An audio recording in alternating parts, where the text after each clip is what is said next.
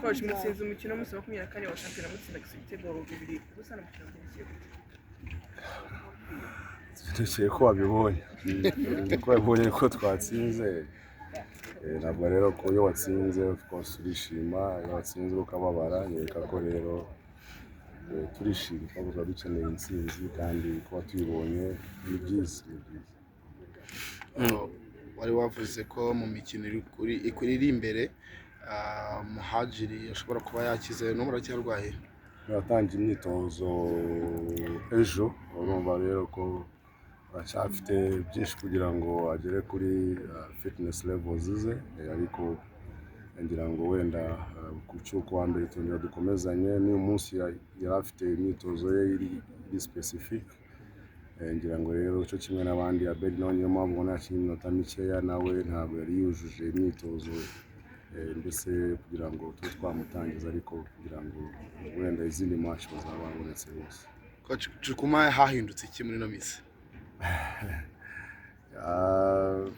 Ari igihe umukinnyi yitekerezaho birumvikana twebwe ibyacu bigarukira hano ariko umukinnyi kugira ngo abe umukinnyi wuzuye ntabwo ari ibyo tumuha no gusa akeneye nawe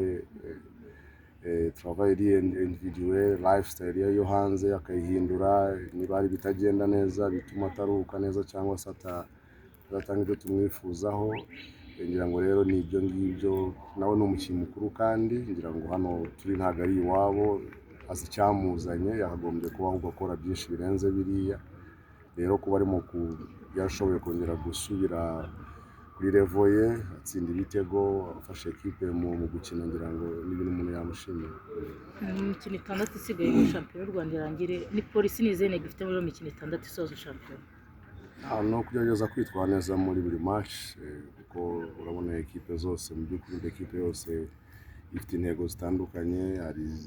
zifuza kutamanuka hari zifuza kuva muri relegation rizifuza kujya muri top 4 urumva ko rero buri match yose bifite intego zayo ngira ngo rero natwe turakomeza kugerageza twashaka amanota 3 kuri buri match then tuzareba kuri fairness uko bizabimeze. Coach umuntu avuze ko kugeza ubu priority ya polisi ari igikombe cy'amahoro ntekereza ko ataba agiye kure y'ukuri kuko ntekereza ko ari cyo gikombe gishoboka ubu ngubu mwatwara gisigaye. Urebye uyu mukino ubafashije iki kwitegura retour ya APRFC kino gikombe cy'amahoro? Ni byiza urumva iyo utsinze ni motivation ku bakinnyi byibuze kongera kumva ko bashobora gutsinda ngira ngo rero ni motivation kuri bo ni icyizere gikomeye cyane confidence ziragaruka buryo udatsinda confidence ziratakara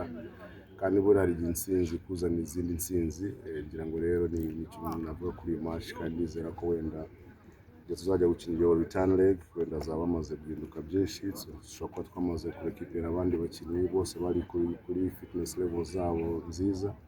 ngira ngo rero muri match ni confidence niyo motivation. Akoze cyane.